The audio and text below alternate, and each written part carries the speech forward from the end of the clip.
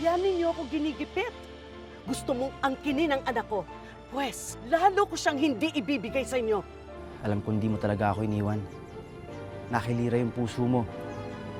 At nararamdaman kita sa kanya. Buhay ka sa katawan ni Lira. Tignan na lang natin kung hanggang kailan ka makakatiis. At tignan na lang natin kung kaya mong buhayin ang anak mo ngayong wala ka ng trabaho.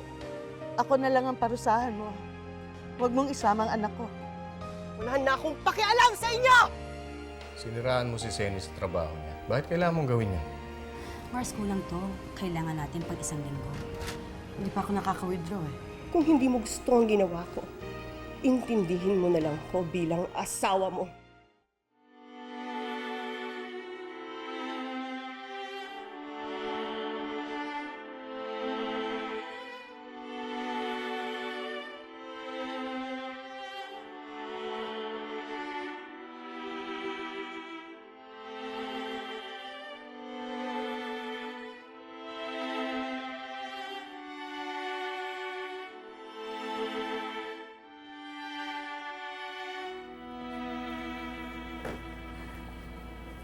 Nay!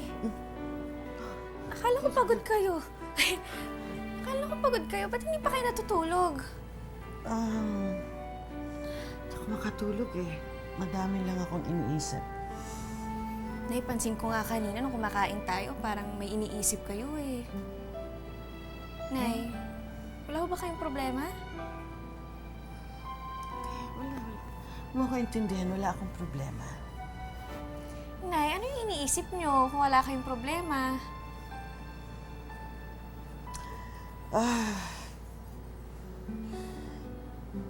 Iniisip ko lang yung mga dapat kong asikasuhin sa trabaho bukas. Pero wala yun. Hindi kailangang problemahin. Saka ikaw lang naman ang inaalala ko eh. Pero pag maayos ka, at alam ko namang nasa tabi kita palagi, wala na akong dapat problemahin. Nanay talagang sweet-sweet. Ikaw talagang the best inay in the world. Van, alam mo, minsan bad trip ka din, eh, no? Pinapauwi na kita, pero ikaw pa rin mapilit dito. Sige na naman, kahit ngayon lang baka pwede dito muna ako. Vanessa, hindi na. Umuwi ka na, ihatid kita sa inyo. Ano ka ba? Ikaw ba yung hindi makaintindi? Ayoko nga umuwi sa amin eh. Ayoko na ipilit yung sarili ko sa kanila. Ayoko na magmakaawa na mahalin nila ako kasi alam ko hindi naman nila gagawin yun eh. Mahirap ba yun dito lang ako? Vanessa, umuwi ka na. Tara na. Ayoko nga eh. Bitawan mo nga ako. Gusto Van, ko huwag ka dito lang matigas ako. ng ulo! Ayoko nga umuwi sa amin eh! Kung ayaw mo ako dito, di alis na lang ako. Vanessa! Vanessa!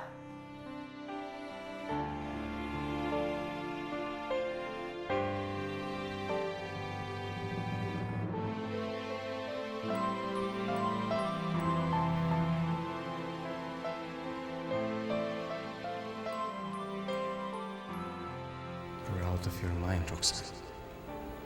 I don't care. I really don't care. Kung hindi mo gusto ang ginawa ko, intindihin mo na lang ko bilang asawa mo.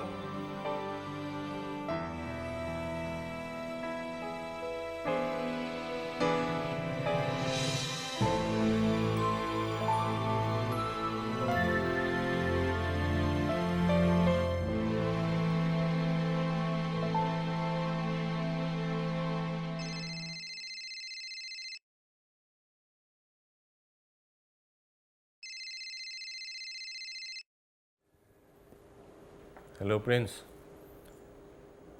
Ano? Nandiyan si Vanessa kanina? Opo, Tito Leo eh. Kaso bigla akong umalis. Ihatid ko dapat sa inyo eh. Sinabi ba niya kung saan siya pupunta? Kilala ba kung sino may-ari nito? Hindi. Alam mo, kanina ko pa nakita yan eh. Sino ba may-ari nito? Ba't ako tinatanong mo? Di ba ikaw ang gwardya? Alam mo, Tignan mo lang yung plate number. Tingnan mo sa logbook mo para malaman kung sino may-ari niyan. Ako pa tatanungin mo. O sige, i-check ko lang sa logbook ko para ma-verify ko kung sino talaga may-ari nito. Naguguluhan din kasi ako dito eh. Yung gulo mo kasi. Sige, mauna na ako ha. Saan ka naman pupunta? Uwi na. Gabi na. O sige, ingat ka. Magro-rubing muna ako dito kasi... Wala ka.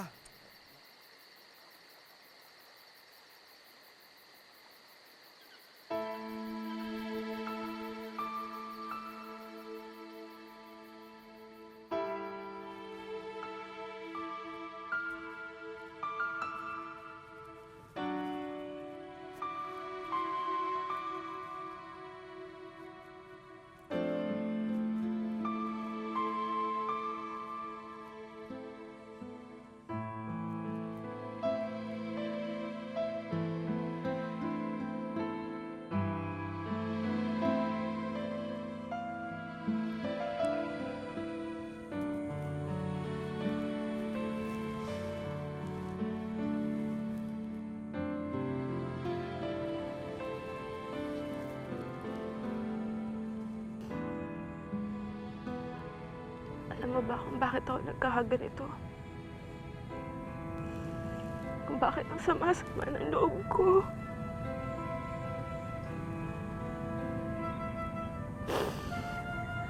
Kasalanan mo. Angeline.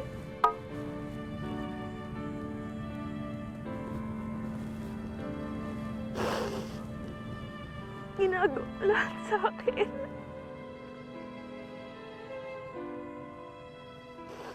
Si Mami, si Daddy. Pati si Prince. Wala ka man lang tinira para sa akin.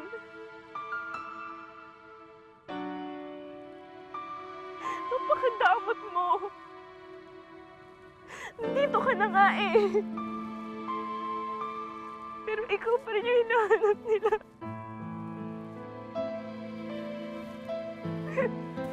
Hindi nila ako makita.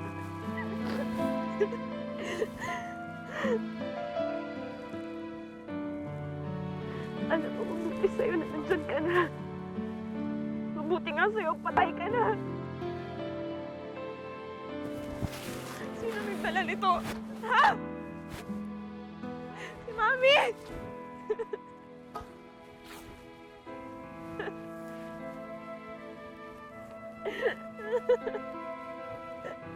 Ang damot-damot mo.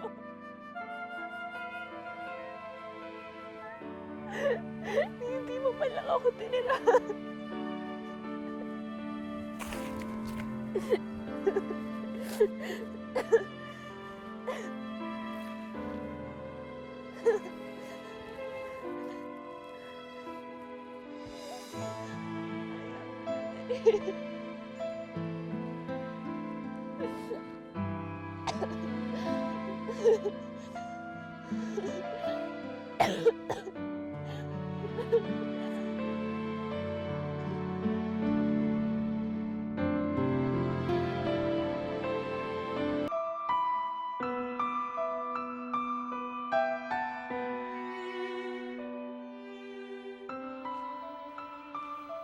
Oh, ba't di ka pa nagbibihes?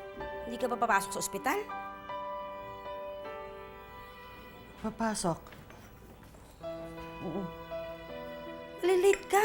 nagbibihis na ako. Ay, Nay, hindi ko pa ho na hahanda yung baon nyo. Pero papasama na lang ako kay Ninang mamaya sa ospital para makadalaw rin ako sa Ay, inyo. hindi. Huwag na kayong pumunta sa ospital. Ipaghanda mo na lang ako ng pagkain, tapos magbibihis na ako. Dito lang kayo, ha? Dito lang.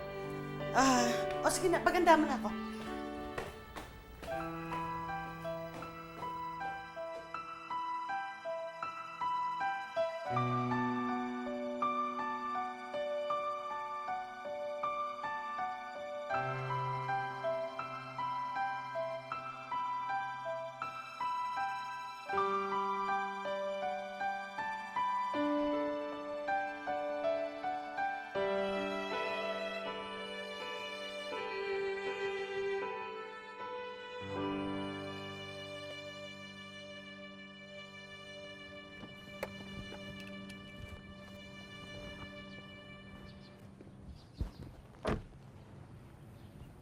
Sige, ako nang bahala. Okay Salamat, po. ah. Yun po, sir. Sige, thank you po.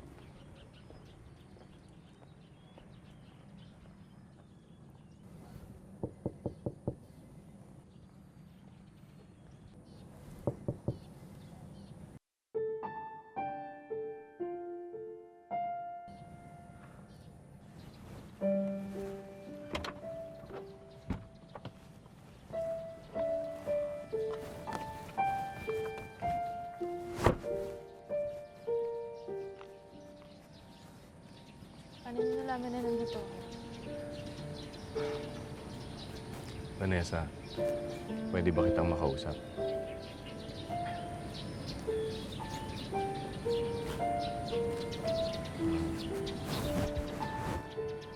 Gusto ko sana humingi sa'yo ng sorry. Nagawa ko lang naman yan para sa mami mo eh.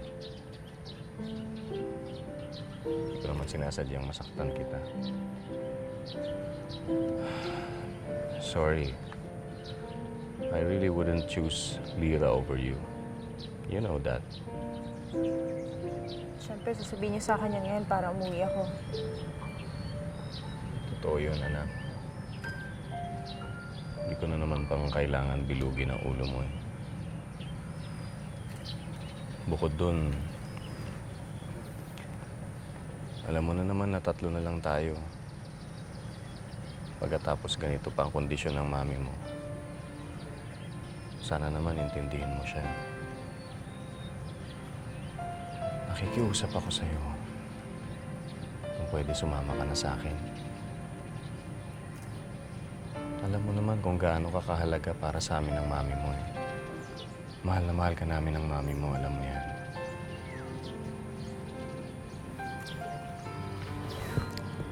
Ano? Sorry na. Please. Halika na. Uwi na tayo. Pakuha na lang natin sa driver. Gutom ka na ba?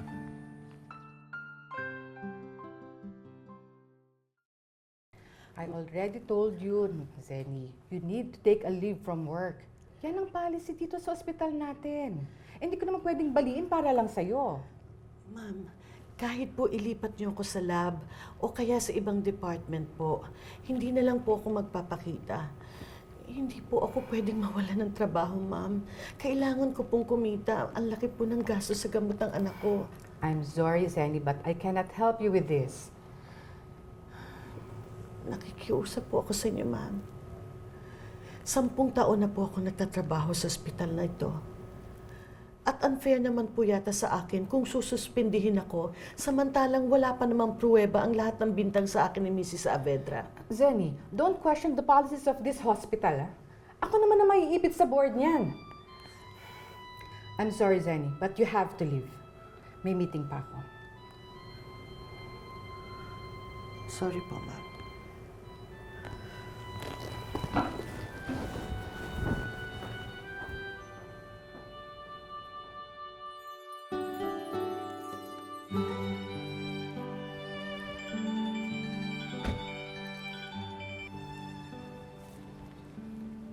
Hello, Tito Leo?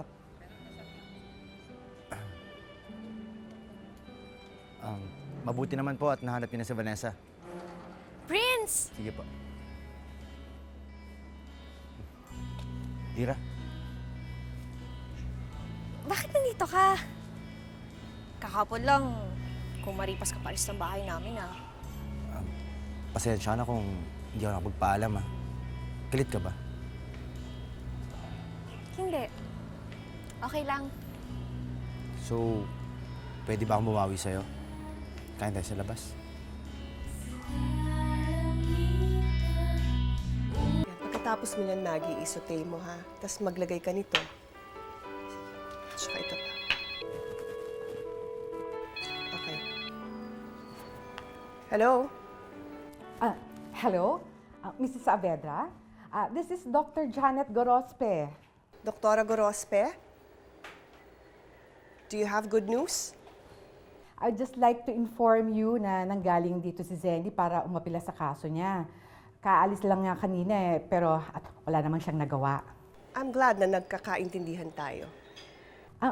Maraming salamat po pala sa binigay niyong extra funding sa pagpapagawa ng new building ng hospital. You know, we really appreciate your big help. Thank you also for helping me. If there's anything that I can do to help, okay, just let me know. Sige po. Thank you, ha. Okay, thank you. Thank you.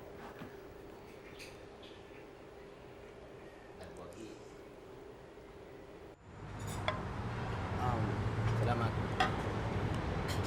Pasensya ka na nga pala isang araw, Bigla ako na umalis. Meron kasi na-text sa akin, Akala ko naman importante. Sorry kung di ako magpaalam. Sige na, huwag ka na magpaliwanag. Naiintindihan ko na, okay na. Ano ba? Bakit mo ba ako dinala dito? Wala lang. Gusto ko lang mapagkwentuhan. Ikaw, kwento ka. Kamusta na kayo ni Tita Roxanne? Nadalaw ko ba siya sa'yo?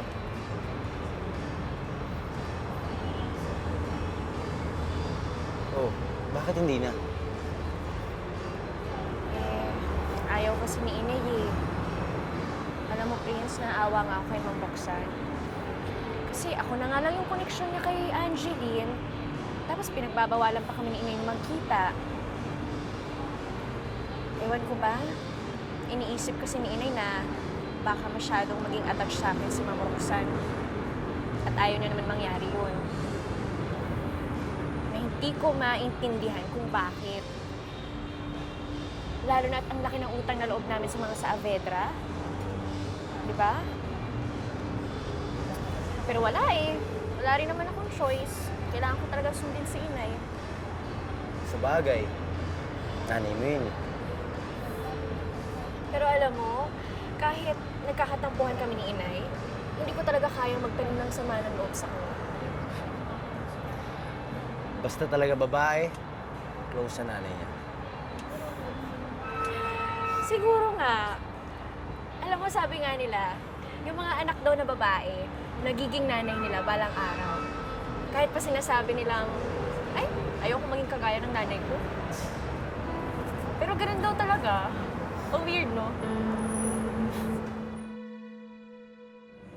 Okay, Mommy. Bye. Oh. Mami mo na naman yun? Oo pinapauwi na ako. Huwag mo na akong ihatid kasi alam mo naman yun, pag nakita ka, magagalit. Ikaw na nga tong ihahatid ko, tapos ako pa susungitan niya. Ikaw paglaki mo huwag na huwag kang gagaya si mami mo, masyadong masungit. Sa tingin ko magiging masungit din ako. Sabi kasi nila, ang anak na babae daw, balang araw, magiging tulad din ng nanay nila. Kahit sabihin pa nilang ayoko maging katulad ng nanay ko. Ang weird talaga ng mundo, no?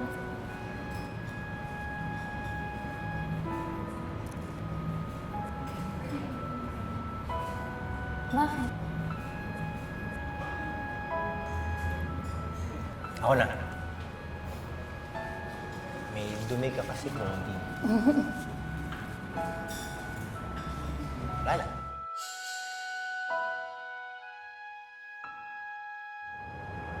Sabi pa nga nila, pag gusto mo daw makita yung itsura mo pagtanda mo, tingnan mo lang daw yung nanay mo.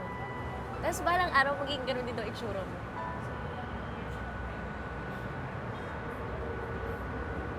Bakit? Ba't ba titig na titig ka sa akin? Wala, may naalala lang ako. Tsaka may Ha? dumi ka. Saan?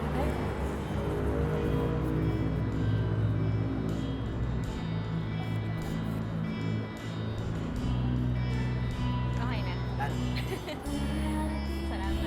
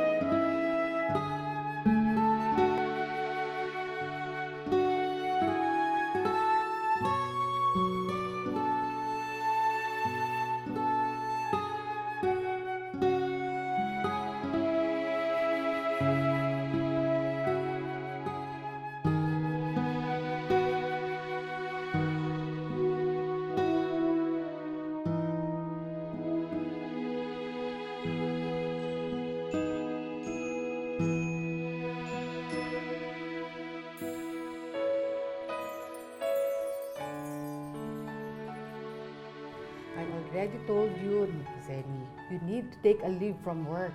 Yan ang policy dito sa ospital natin. Hindi ko naman pwedeng baliin para lang sa'yo. Kasalanan mo kung bakit nadadamay ang anak mo ngayon. Nakiusap ako sa'yo, pero wala kang narinig. Ngayon, sarado na rin ang tenga ko sa mga pakiusap mo. Tignan na lang natin. At kung marunong kang tumanaw ng utang na loob, hindi ka sana mukhang tangang nakaluhod sa akin ngayon. You deserve to be punished. You deserve this!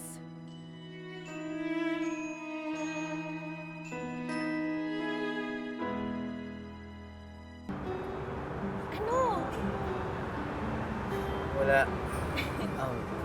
Masaya lang ako dahil magkaibigan na tayo. Okay. Ano? Halika na. Agad? Oh. Paano to? Okay lang ba? Wala yan. Doon. Alam mo, meron ako naisip. Ba't saan tayo pupunta? Basta doon. Pupunta tayo doon. Pupuntahan tayo doon. Tara na. Tara na. Lira?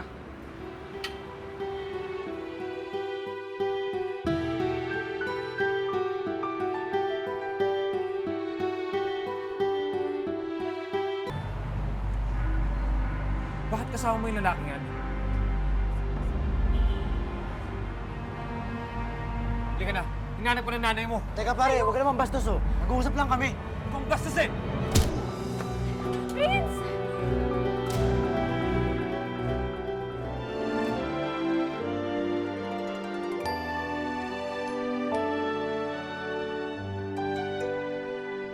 Kasama niyo yung prince na yun.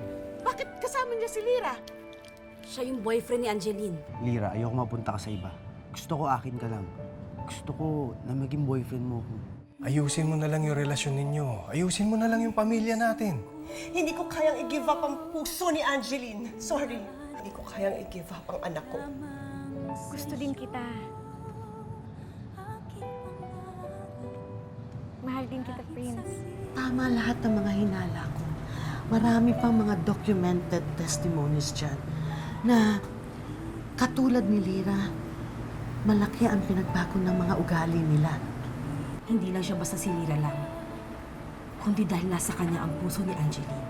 At aalagaan kitang mabuti. Alam mo kung bakit? Bakit?